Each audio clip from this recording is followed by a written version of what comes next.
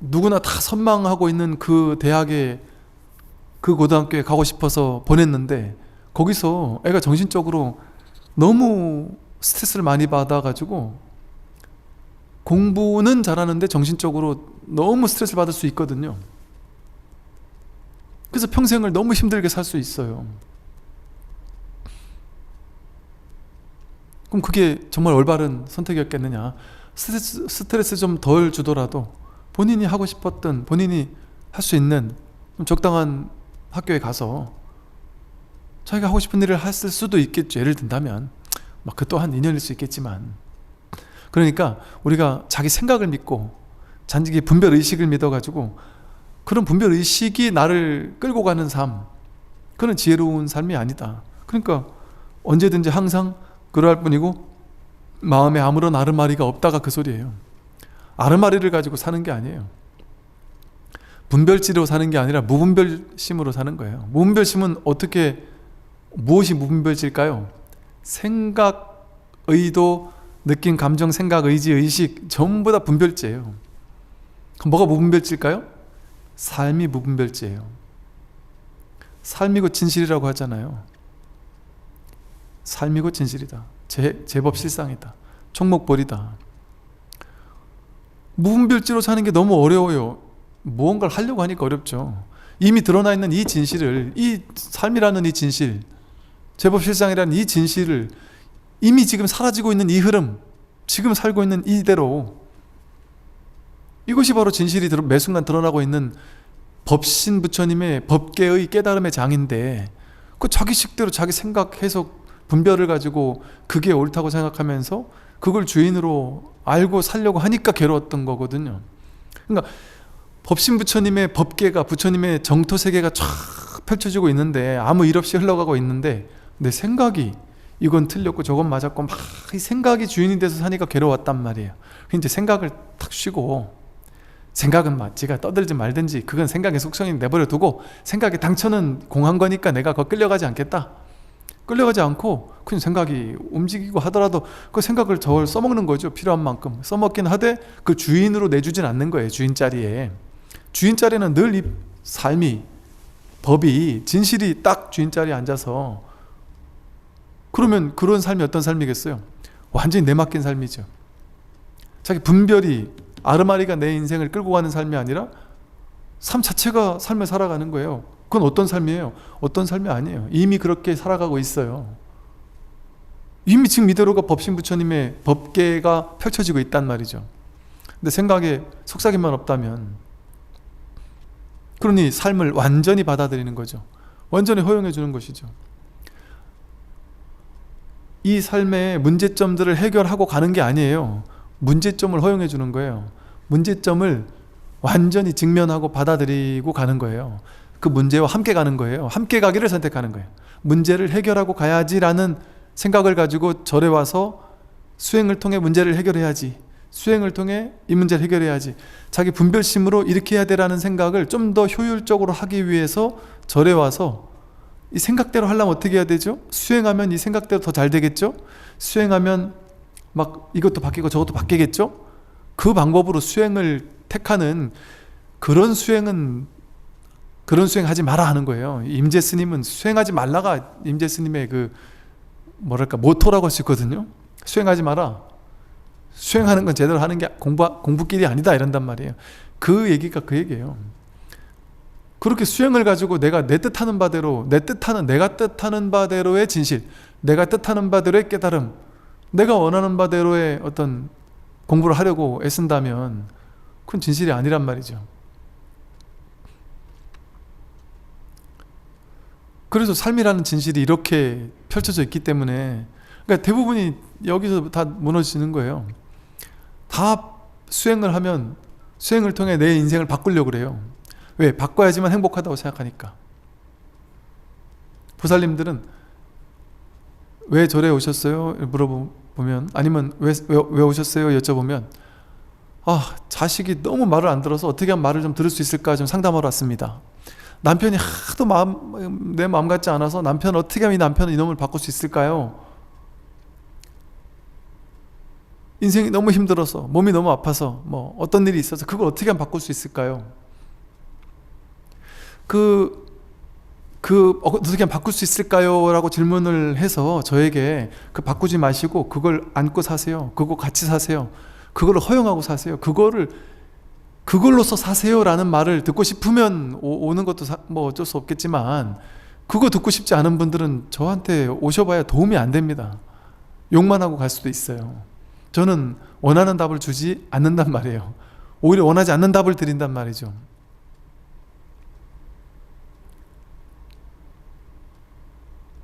원하는 답 안 줘요. 그 문제를 빼앗아 갈 뿐이지.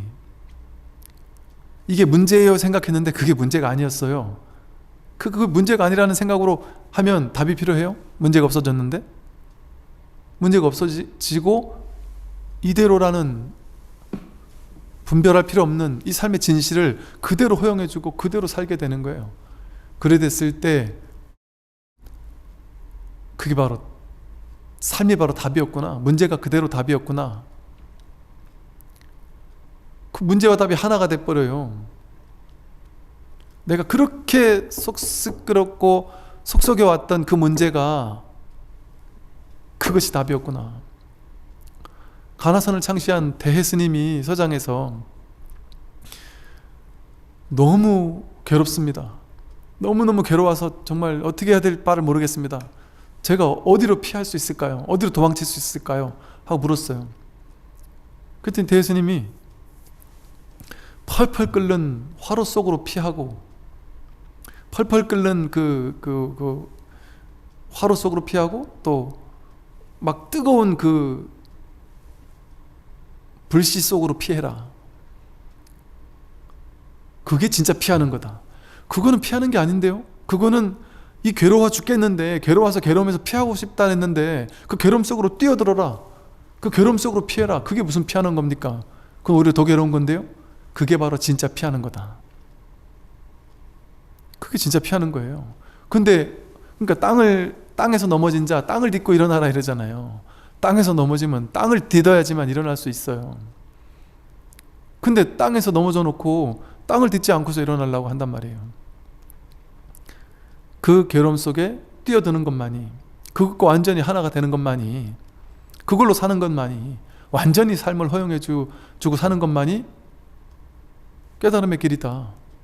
그래서 보신 부처님은 발심을 해가지고 수행을 통해서 깨달음을 얻는, 수행을 통해 깨달음을 얻어서 부처가 되는, 그 부처가 되면 수용신이라 그래요. 그 보신 부처님의 몸을 수용신, 수행을 통해 깨달음을 얻은 분이 수용신이에요. 완전히 수용이 돼버린 몸이에요. 삶이 완전히 수용돼 버렸어요. 완전히 허용돼 버렸어요. 완전히 받아들여져 버렸단 말이에요. 물론 이렇게 제가 해석을 하면 사람들은 그런 식의 해석은 아닌 것 같은데요, 뭐 이렇게 얘기를 할 수 있어요. 불교는요, 교리적으로 그렇게 해석하는 게 아니에요. 불법은 육조 해능 스님의 가르침을 육조당 경이라고 이름 붙이는 이유는, 육조 스님이 개정의 사막에 대해서, 개정해 해탈지견 오분향에 대해서, 사홍서원에 대해서 자기 식대로 해석하세요. 기존의 해석의 틀을 완전히 깨뜨려 버려요. 그럼 남들이 보기에는 이거는 전통적인 해석이 아닌데, 이건 경전적인 해석이 아닌데 라고 생각해요.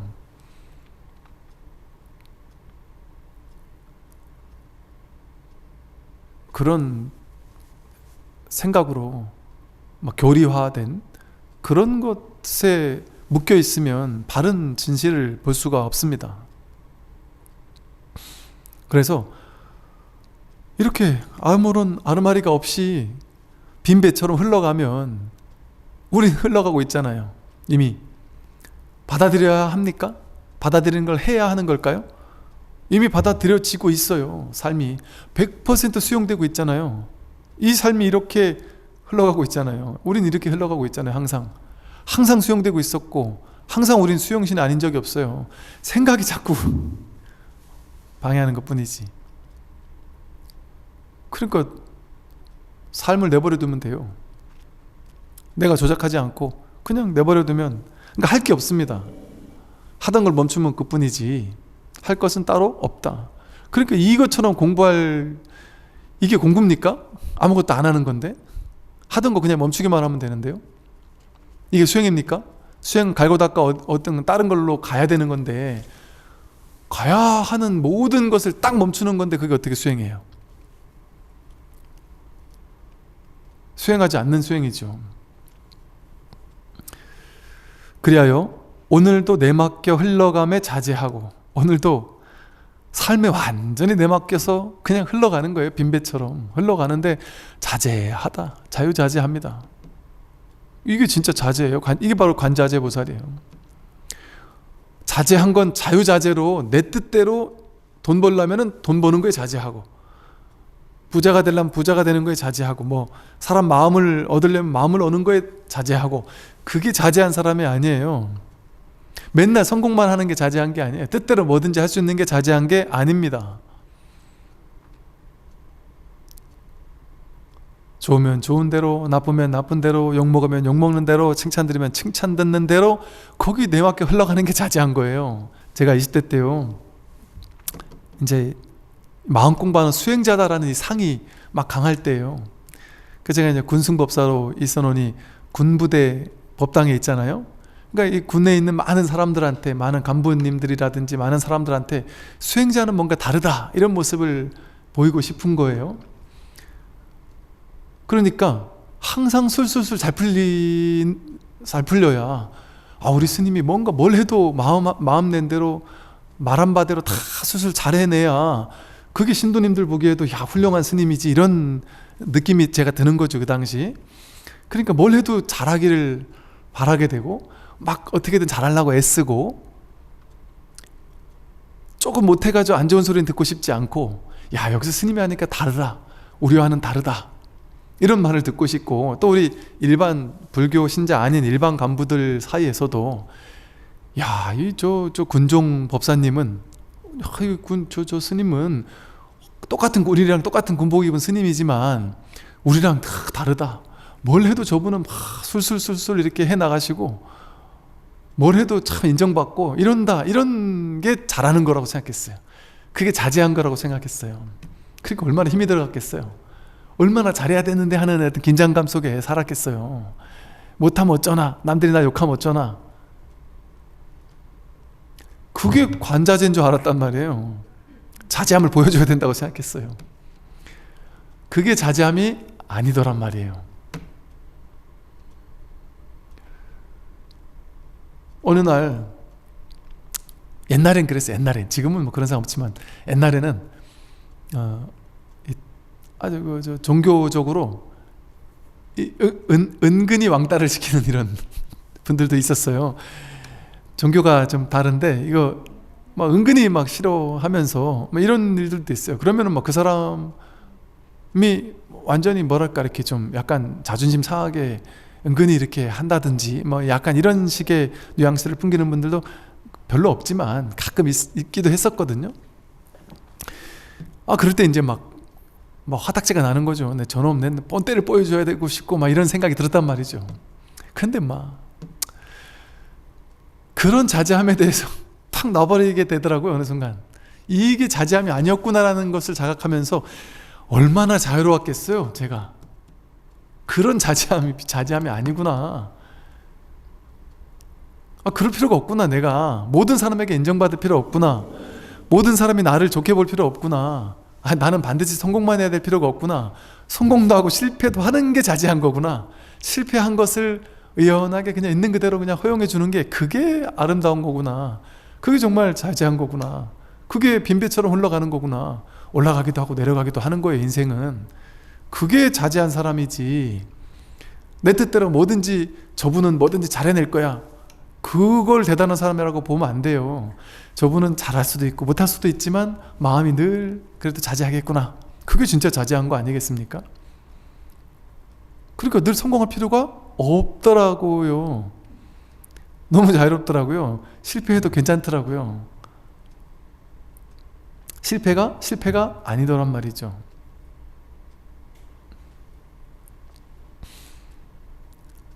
여기서 오는 자유, 이게 진짜 자유 아니겠어요? 내가 자유를 꿈꿔서 내가 원하는 특정한 자유를 꿈꿔서 그 자유를 쟁취한 것, 그게 진짜 자유일까요? 그럼 그 쟁취한 자유는 언젠가 사라지는데요? 그게 사라지고 나면 자유가 사라지잖아요. 그건 진짜 자유가 아니죠. 이대로 지금 이대로 있는 이것이 진짜 자유지. 나에게 언제나 늘 있는 이것이 진짜 자유지. 진짜 자제함이지. 어떻게 내가 만들어낸 자유, 만들어낸 자제함이 그게 진짜 자유라고 할 수가 있겠습니까? 오늘도 내맡겨 흘러감에 자제하고 내일도 내맡겨 흘러감에 자제하여 내맡겨 흘러가면 이렇게 자제해져요. 모든 인연을 따르되 아무런 걸림이 없고 모든 인연을 따르는 거예요. 인연 따라 사는 거예요. 크게 내 고집 없이 인연 따라 사는데 자제해서 걸림이 없어요. 뭐 어디 걸릴 게 있어요. 선을 닦거나 악을 끊는다는 생각도 없어요. 선을 닦거나 선악이 따로 없어요. 선을 닦거나 악을 끊어야 된다는 그런 생각도 걸림이 없고 곧고 꾸밈이 없어서 곧고 이게 곧은 거예요. 어떤 것이 곧아야 된다라고 생각하는 그것이 딱 서 있는 게 곧음이 아니에요. 이게 진짜 곧음이에요. 흘러갈 수도 있고 굽이쳐 갈 수도 있고 그냥 내맡겨 흘러가는 자제함, 그게 진짜 곧은 거예요. 이게 곧고 꾸밈이 없어서 뭐 꾸며낼 게 없잖아요. 내가 실패에 대한 두려움이 있으면 성공하기 위해서 꾸며내야 되잖아요. 성공한 척하기 위해서 꾸며내야 되잖아요. 내가 특정한 사람이 되기 위해 꾸며내야 되잖아요. 내가 수행자다운 사람이 되기 위해서 나를 꾸며야 되잖아요. 그럴 필요가 없어요. 특정한 수행자라는 상이 있다면 그 상처럼 되기 위해 내가 그렇게 살아야 되잖아요. 그런데 그런 법에 대한 상이 없고 수행자에 대한 상이 없으면 꾸며낼 필요가 없어요. 나를 꾸며낼 필요가 없어요. 그냥 이대로 살면 돼요. 나답게. 남들이 그거는 도가 아니야 하고 욕하면 오케이.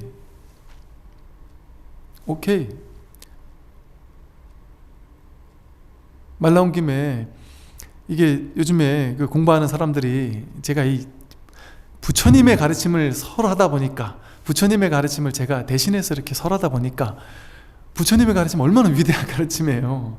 그러니 그 위대한 가르침을 제가 쉽게 설명을 해드리잖아요. 그러니까 자칫 어떤 사람들은 법상스님이 부처님처럼 위대하신 분인가 보다, 부처님처럼 위대한 깨달음을 얻으신 분인가 보다, 정말 모든 것에 자제한 그런 분인가 보다, 이렇게 오해하는 분들이 자꾸 생겨나서 제가 이 자리를 빌어서 저는 그런 사람이 아니다. 그런 위대한 사람이라고 해서 그렇게 이게 딱 그런 자리에 올려놔 버리면 그건 본인이 괴로워요. 저는 그런 사람이 아니니까. 공부도 많이 부족한 사람이고 저는 제 스스로 많이 느껴요. 부족하구나. 그러나 뭐랄까 그 부족함에 대해서 그냥 받아들여요. 그리고 부족함을 통해 공부를 조금씩 이렇게 한 발 한 발 해 나아가고 있어요. 그리고 이렇게 같이 공부하면서 공부를 가르친다는 것보다도 이거를 이렇게 가르치면서 내가 더 많이 배웁니다. 제가 더 많이 배워요. 제 공부가 되고, 그리고 제 발심도 더 굳건해져요.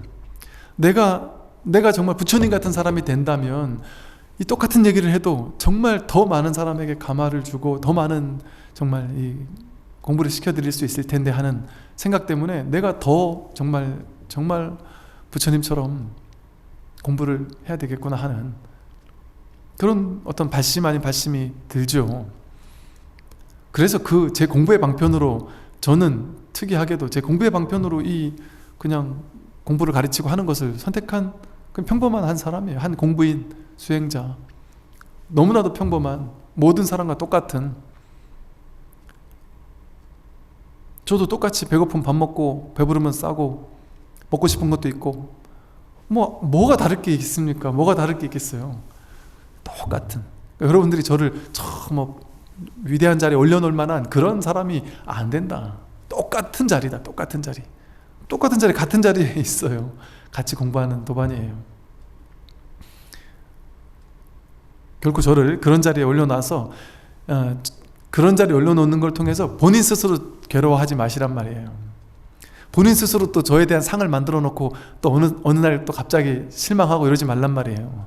저 실망할 일이 없겠습니까? 저한테 실망할 일이 있을 수 있죠. 본인들이 이런 스승을 원했다면 그런 스승에 제가 맞겠습니까? 그분들이 만들어 놓은 그 스승이라는 상에 어떻게 딱 들어맞는 사람이 제가 될 수가 있겠어요? 저 못해요. 저는 그냥 저다운 사람이 사람으로 사는 게 제 길이고 그게 저지. 그런데 사람마다 원하는 스승상이 다 다를 거 아니겠어요? 제가 그걸 다 맞춰줄 수 있을까요? 그러고 싶은 마음도 없고 그럴 수도 없어요. 그러니까 그런 훌륭한 스승일 거라는 기대를 내려놓으시고 저한테 배울 만큼 배워가지고 더 부처님 같은 분 스승을 만나기를 발언해서, 그래서 부처님 같은 스승을 만나서 그분에게 가는 게 가장 아름다운 일 아니겠습니까? 가장 좋은 일이에요. 제가 부처님처럼 훌륭하지 못함에도 불구하고 의리 때문에, 정 때문에, 그래도 우리 스님인데, 그래도 우리 절인데 막 이런 의리 때문에 이 절에만 죽을 때까지 다녀야지, 그거는 옳은 생각이 아니에요. 불교적인 방식에서는. 불교에서는 그래서 스님들이 뭐예요? 구법여행을 떠나잖아요. 구법여행을 떠나서 이 스승 저 스승, 이 스승 공부하다가 하산하거라, 내가 더 이상 너를 가르칠 게 없다, 하산하잖아. 이게 자연스러운 불교의 공부 방식이거든요. 부처님 오신 날도 2절 저절 3절 이상을 밟는다, 이런 얘기도 2절 4절 2절 저절 2절만 가야 된다, 이 스승만 찾아가야 된다, 그런 게 없다는 거잖아요. 근데 행간에서는 신도님들이 2절 저절 이 스님 저 스님 찾아다니는 거를 무슨 뭐 스님 쇼핑한다고 하면서 폄하하는 분들도 계실 수 있는데, 물론 그게 본인의 발심이 간절해서 가는 건 괜찮은데, 그냥 뭐 없나 싶어서 저 스님한테가 뭐 있겠나, 날 좀 더 예뻐해 주겠나, 아니면 진짜 쇼핑하듯이 그러고 다니면 안 되겠죠. 근데 간절한 발언이 있어서 그 간절한 발심이 중심이 되어서 스승을 찾아간다면 이절 저절 쇼핑을 뭐 100번 1000번이고 해야 된단 말이죠. 그러니까 여기만 묶여 있으면 안 됩니다. 저 또한 그런 스승을 만나기 위해서, 또 그런 스승이 되기 위해서 저 또한 그 미진함이 제 공부의 어떤 동력이 되는 것이죠. 그래서 공부를 하게 된다.